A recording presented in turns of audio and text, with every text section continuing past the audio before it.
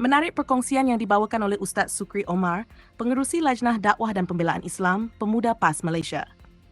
Ini antara perkara menarik yang beliau kongsikan. Penguatkuasaan mesti adil, bukan terpilih. Isu rampasan street dakwah di Bukit Bintang. Pemuda PAS Malaysia membantah keras tindakan Dewan Bandaraya Kuala Lumpur terhadap reruai street dakwah anjuran Multiracial Reverted Muslims, MRM, di Bukit Bintang pada petang semalam. Tindakan menghantar seramai 12 orang pegawai untuk menutup dan merampas bahan dakwah ketika hanya seorang sukarelawan bertugas adalah sesuatu yang menimbulkan persoalan besar dari sudut kewajaran, keutamaan penguatkuasaan dan prinsip keadilan pentadbiran. Selama 14 tahun, aktiviti street dakwah berlangsung di lokasi tersebut secara aman dan terbuka. Ia bukan aktiviti jual beli, bukan program politik dan tidak mengganggu lalu lintas. Bahkan sebelum ini, pihak penganjur pernah mendapatkan maklum balas bahawa tiada keperluan permit kerana tiada unsur komersial dan tiada halangan kepada orang awam. Jika benar terdapat polisi baharu yang mewajibkan permit, maka ia sepatutnya dimaklumkan secara jelas, bertulis dan berperingkat, bukan dilaksanakan secara mengejut dengan tindakan rampasan.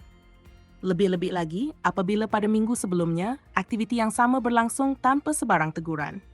Kami juga dimaklumkan bahawa hanya reruai dakwah MRM yang dirampas, sedangkan terdapat aktiviti lain di sekitar kawasan tersebut yang melibatkan peletakan barangan dan jualan.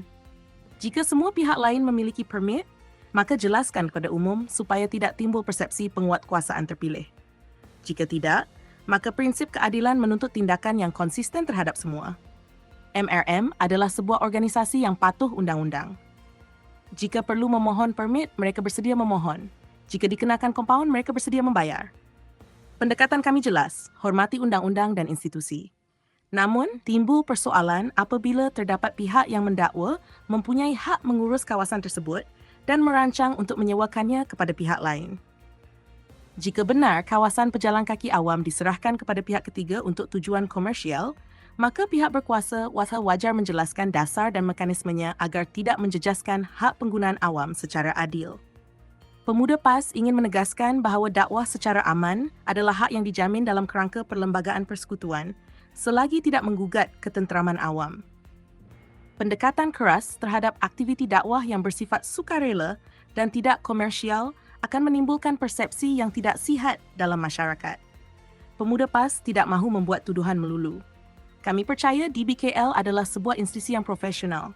Justru, saya menggesa agar penjelasan rasmi diberikan kepada umum dan ruang dialog dibuka segera, supaya isu ini dapat diselesaikan secara matang, berwibawa dan berlandaskan prinsip keadilan. Undang-undang mesti ditegakkan secara konsisten. Penguatkuasaan mesti bebas daripada persepsi pilih kasih. Dan ruang dakwah yang aman tidak wajar dilihat sebagai ancaman. Pemuda PAS menuntut DBKL dan Menteri Wilayah memberikan penjelasan segera.